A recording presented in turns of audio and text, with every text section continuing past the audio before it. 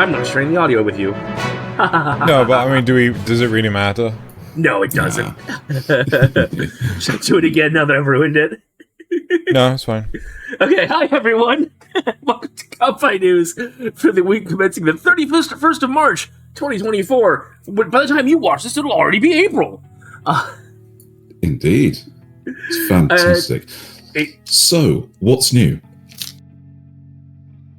What was that? I have no idea what that was. It's a sewing kit. I don't get it. New? Sorry, I just thought I'd needle you a little bit. I don't know what's new with you. I didn't mean to string you along. I don't understand. Sorry, Nasuth. I made you lose the thread. I'm not even going to ask how you're doing because you're clearly in a mood.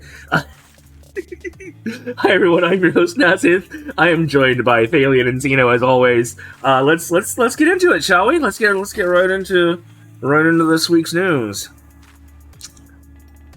So we got, as usual, we've loaded the first story with the most serious news. Voice talent Daiki Nakamura dismissed amid harassment claims. 81 Produce, a prominent voice talent agency, has terminated its contract with Daiki Nakamura as of March 21st, following allegations of power and no bad touch harassment, as well as financial issues at Yume Kobo, a private school Nakamura founded. Unbeknownst to 81 Produce, until the complaints surfaced, the agency confirmed the allegations with Nakamura directly. So at least he, if it happened, he admitted to it, it seems like. The agency has publicly apologized and pledged to continue investigating the complaints post-contract termination. Nakamura, a veteran in the industry, is known for roles in anime such as After War Gundam X and Naruto, and for voicing Haomaru in the King of Fighters 15 game. That's a shame. I mean, like, After War Gundam X and Naruto, that's quite a throwback sort of thing. But I mean, yeah, some people. Yep. I mean, at least they're on it. I gotta give them credit. I mean, I wouldn't be surprised if the other agency that we've spoken about in the past has been such a... Oh, Johnny? No, we can't... Yeah, we can't let that happen to us. We need to get in front of this. Nip it in the bud. Yeah. Yu-Gi-Oh! Tournaments in Japan set new citizenship requirements. In a significant policy change, the Yu-Gi-Oh! Japan Championship 2024 for the Yu-Gi-Oh! Official card game will now exclusively allow Japanese citizens residing in Japan to participate, excluding non-Japanese nationals from entering. This update, revealed by Konami, contrasts with the previous year's regulations which permitted anyone with a permanent address in Japan to compete. The preliminary rounds began on March 1st and will continue until March 31st, leading up to the finals in mid-July. Yes. The top 4 finalists will advance to represent Japan at the Yu-Gi-Oh! World Championship 2024 in Seattle. Is that Washington? No? Yes, yeah. Where is that? Yeah, in Seattle. It's the Pacific Northwest. It's the very far upper west corner of America. Right. So that'll be on September 7th and 8th. Yeah. So this is really interesting.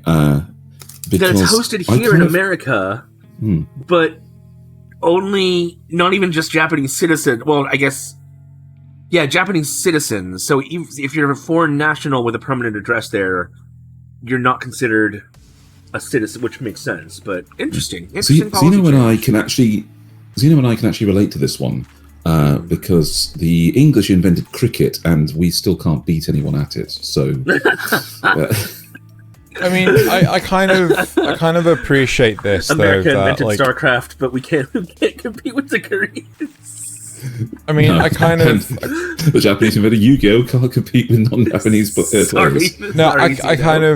I kind of appreciate this though, because it's a case of like, it's Japan's representation in the World Championships. It kind of feels like, if a couple of English idiots turn up to represent Japan, it kind of feels off. But at the same time, it's like, it also feels very exclusionary.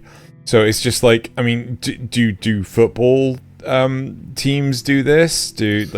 Well, no, that's actually quite one of those things historically in football, or as the Americans call it, soccer, is that many many national teams actually buy in international players ringers. from other international ringers.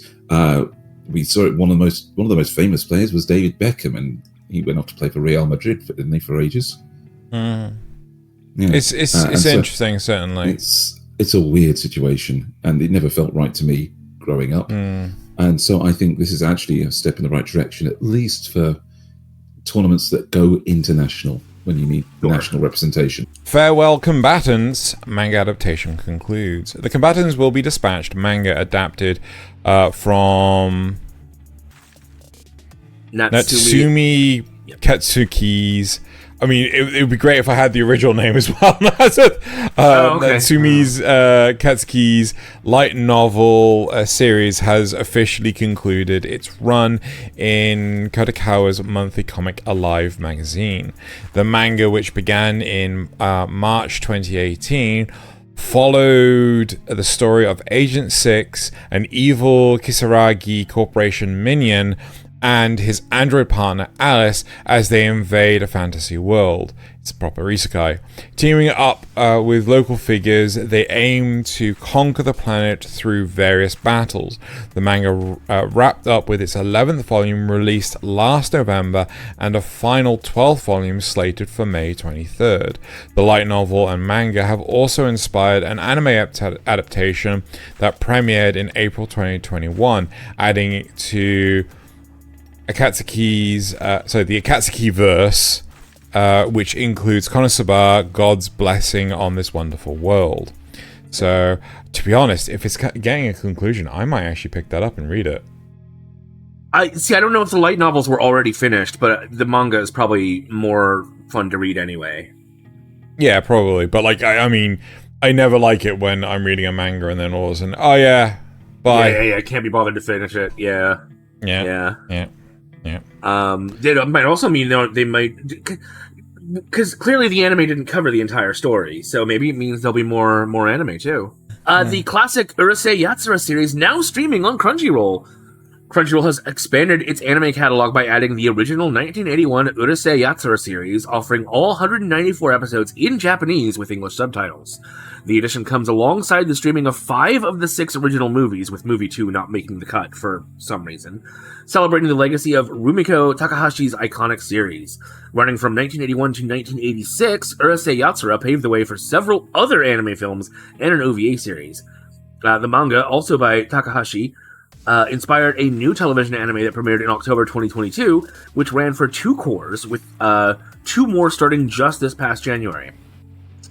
As it features a selection of stories from the original manga.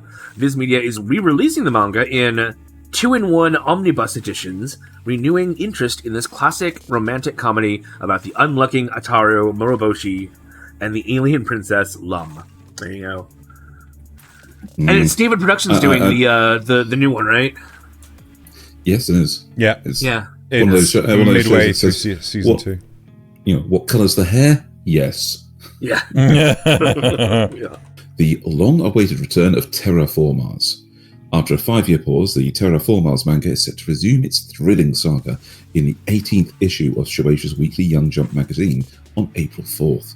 This eagerly awaited, anticipated comeback is marked by a special cover feature and an opening colour page, along with a celebratory sticker. The hiatus, which began in December 2019, was due to health concerns of creator Yu Sasuga. Co-creator Kenichi Tachibana had previously hinted at the manga's return upon Sasuga's recovery. Meanwhile, Tachibana also ventured into a new sci-fi manga called Gigantis, which concluded recently in July 2023. Terraformars first captured audiences in 2011, and its return continues the gripping story, accompanied by adaptations including a 13-episode TV series and a live-action film. Oh, I didn't know about the film. Wait! I didn't know about the film either. But No. wait, hold on. This person that did Terraformars also did Gigantis. Is that the same? No, that's the co-creator. The co-creator did Gigantis. Yes. Of Terraformars. Yes. Right. So basically, the creator went off on hiatus because of their health, and meanwhile the co-creator decided to jump into another show. Okay. Yeah. Yeah, there you go. Xeno learned something new today. I learned that there's a live action movie of this, which might be interesting Today to I look up. I mean, I'm not gonna lie. I'm hopeful because I actually really enjoyed the series, but the series was so short lived. Like it just wasn't. It was a very. It started from the get go like a very powerful Shonen Jump drama fest monstrosity. I loved it. Very in the same vein as like JoJo's Bizarre Adventure and stuff like that, but it just for some strange reason it just wasn't picked up by Japanese audiences. Yeah, it was just anyway. HIDIVE's latest dub anime lineup unveiled. HIDIVE has announced its upcoming English dub versions for several anime titles, including Helk, The Most Heretical Lost Boss Queen, Ragnar Crimson, The Vexations of a Shut-In Vampire Princess, and Helk again. No. So and the period, and The Vexations of a Shut-In Vampire Princess, period. Right, but why is Helk in quotation? I don't understand. Because we're on a new sentence now. Helk will premiere its dub on April 22nd. Yeah, but sentence one. But we're not quoting it. Are we quoting it? Xeno, you put titles, you either underline titles or you put them in quotes. That's the way you do them. Yeah. Either way, cultural thing here, Nasuth. There should have been a full stop outside of the quote marks. This is the way the bot does it. The intern does it. Yes. This is the way the intern does it. I usually put it outside myself. Mm-hmm. That would have made the sentence make more sense to him. Anyway. But it's a proper noun. Okay, whatever, right? I mean, but it's the title of a show. I mean, I fucking read wiki articles and they don't fucking put quotation around the titles of various different shows. We're gonna have a grammar lesson after this. Anyway, Helk will premiere its dub on April 2nd, which is today, according to the release. As the news airs. With a preview at Anime Boston on March 30th, which has already happened. The dubs for Most Heretical Lost Boss Queen will release on April 10th, Ragnar Crimson on April 12th, The Vexations of a Shut-In Vampire Princess on April 15th. Kyle Colby Jones, the last name was on the next line, directs the Helk dub with a team including ADR writer Marta Bechtel? Bechtel, I think. Okay. And audio engineers Jonathan Rodriguez, David Lasco, Patrick Marrero. And Keegan DeLeo. None of which I know, but if you know them from the industry, I'm sure they're good at their jobs. They are people. They are people. They are people. I'm excited. I want to see the Ragnar Crimson. I think Ragnar Crimson dub would probably be a better way for most people to absorb it anyway. Probably. We'll get into that. We'll get into that on Thursday when we do the full review episode. I know you really like Ragnar Crimson. Maybe it's just a simple case of like, if I could just put it on and just let it do its thing and do my own thing over here, maybe it wouldn't be so painful. It has issues. I don't think I liked it. I like it as much as I don't know. It's complicated. Anyway, expanding horizons. Warner Bros. Japan's ambitious anime production plan. Warner Bros. Japan has announced a significant increase in its anime production, aiming to release more than 10 titles annually, up from its previous output of only 5 to 10. This strategic move is part of the company's effort to connect with the elusive 18 to 30-year-old demographic. Oh, the elusive 18 to 30-year-olds, which has shown a strong appetite for anime across the US, Europe, and Latin America. Since its inception in 2011, Warner Brothers Japan has contributed to the anime landscape with notable titles like JoJo's Bizarre Adventure, Record of Ragnarok, and Spy Family. The company, a subsidiary of Warner Bros. Discovery, also handles the production of live-action adaptations of popular Japanese properties, and has recently announced new projects, including an anime adaptation of Fist of the North Star and an original anime, Suicide Squad Isekai, in collaboration with Wit Studios, set to premiere in July, which we've covered several times on here. I mean, like, I knew that they were involved with JoJo's Bizarre Adventure, because, like, you know, to throw them under the bus, they were also the main production company behind the live-action adaptation of Full Metal Alchemist, right? Ooh. Oh, the original? Yes. No, all of them. Right, I think like all three of those movies, it was like, you know, Warner Brothers Japan. Oh, the live action movies. Yes. Sorry, yes. Yeah. But they've also worked on Is It Wrong to Try to Pick Up Girls in a Dungeon and Food Wars. Yeah. So okay. I think they work on a lot of the audio side of things. Like that's been their biggest involvement and things like that. But the thing that really shocks me is Record of Ragnarok. That just like. Oh. Yeah, but is that their fault or is that the fault of... I don't know. And it's just like, who made this? Right, okay. Should I be looking into this? Anyway, let's keep going. Monsterverse Showdown, Godzilla x Kong's pre-release triumph. The sequel to Godzilla vs. Kong, titled Godzilla x Kong, and no, this is not a hentai. The New Empire. Garnered just to point out, that joke was not in our notes. He added that. Just that's on him. Wait. If this is Japanese, wouldn't it just be Godzilla Kong? Because you don't read the X, remember? Exactly. Yeah, exactly. Yeah. In theory, this film garnered approximately $8 million in its Thursday preview screenings across the United States, marking it as the second highest preview earnings within the Monsterverse films. Scheduled to open in 3,850 theatres, the film's release comes earlier than anticipated, moving from April 12th to a sooner debut. Directed by Adam Wingard, who is known for works like Death Note, the film anticipates a robust opening weekend with projections estimated around about $50 million. The film is set to premiere in Japan on April 26th. I've got a... apparently it's already open. It opened Friday. There you go. Yeah. Ah, yes. Indeed. Box Office Mojo. Yeah. Gotta check to see what the thing is. But the fact he worked on Death Note. 80 million. Yeah.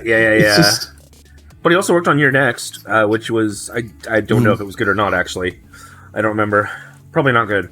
Apparently, the domestic weekend, 80 million. Damn. So they were pretty. They were actually more than expected.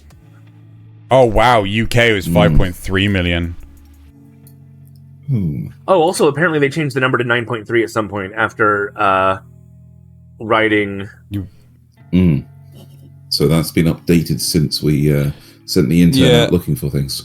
I mean, I'm not gonna lie. Like I've got. I don't know if I want to see this movie only because all the marketing for it makes it look like it makes it look like a Kong movie, and Godzilla's there just to bring in the Godzilla diehards. Like if it was a proper, I want to see reviews. Isekai makes its debut in the Oxford English Dictionary. Right, the term isekai is synonymous with a genre where characters find themselves in an alternate world, has officially been incorporated into the English Dictionary. The Oxford English Dictionary, alongside other Japanese words like tonkotsu, donburi, okonomiyaki, onigiri, and tokusatsu. Sorry. Wow. Thaylien and I both expected you to stumble way harder on those. That was like spot on. Holy crap. Really? Especially okonomiyaki. Okonomiyaki. You stumbled on it harder than he did. Anyway, praise me afterwards. This inclusion, because I could still screw it up, right? This inclusion reflects the genre's popularity and its significant impact on English-speaking anime communities. Defined by the Oxford English Dictionary, as a genre involving a protagonist transported to a fantastical realm, Isekai joins previously accepted terms such as anime and manga, showcasing the expanding influence on Japanese culture on the English language. This development rises discussion on how dictionaries adapt to evolving language use, highlighting the dynamic nature of linguistic acceptance and the descriptive approach modern lexicography, dear God. See, I knew I screwed up, and it's an English word, often takes, right? Actually, I think technically it's a Latin word, but whatever. But what about? I don't remember what the word is. But what's the one which is like good mouthfeel? There's like a Japanese word for like you're experiencing something for just good mouthfeel. You're not hungry. Ooh. You just want your mouth is lonely. Yes, that's the one. Eating because your mouth is lonely. That's the word. Yeah. Quickly to Google. But yeah, it always surprises me when people are like, you can't change the word, it's in the dictionary, and it's like, do you not realize dictionaries, generally speaking, there are two ways you can do a dictionary, but generally speaking today, dictionaries describe usage, right? And then they can also include etymology. Right, that's fair, but I hate spelling is what he means. Is what they usually mean. I hate the use of literally as the informal use of figuratively. Things like that should be more enforced, but that's the school's fault. That's schooling's fault. Well, I mean, I think it's an IQ problem, but regardless of that, let's move on. Let's move on to this week's weekly release roundup. Unless Thaylien has found the word. Thaylien, have you found the word? Oh, no, I thought the Xena was going to Google. Oh, okay, never mind. Let's go. So this week's North American anime and manga releases bring a diverse lineup to fans. Highlighted releases include the Berserk Blu-ray by Discotech at $59.95 and Fist of the North Star Legend of Kenshiro, also on Blu-ray by Discotech at $30. Both released on March 26th. That was a comma, and I didn't read it that way. But anyway... The manga scene is bustling with titles like The Alchemist Who Survived Now Dreams of a Quiet City Life by Yen Press, priced at $13, and Fist of the North Star Volume 12 hardcover by Viz Media at $25, showcasing the rich variety of storytelling available to readers. For detailed information, visit Anime News Network, and that's true. The links to all these stories will be in the description. Clearly, there's a lot here to dig through if you are interested in manga and anime. The word is Kuchi Sabishi. Oh, I got Sabishi Kuchi. Kuchi Sabishi, according to the Huffington Post. Oh, who believes Huffington Post? I got well, I mean, I've got fucking Google Translate here, so I mean, like, I don't want to translate that anymore.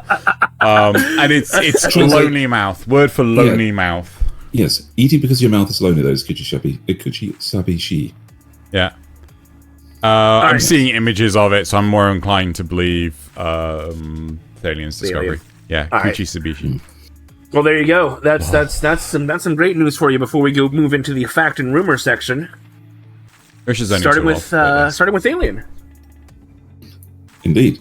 So, The Apothecary Diary Season 2 will air in 2025. This is a fact. Ooh. After the first season ended, the production of The Apothecary Diary Season 2 was officially announced, with a release window set for 2025. This information was confirmed through various reputable sources, including anime news outlets. Yeah, originally... Man, that's quick. That's a quick turnaround time. Yeah, well, I mean, they must have been in production for a long time, sort of thing. Yeah. But, almost as quick as Solo Leveling.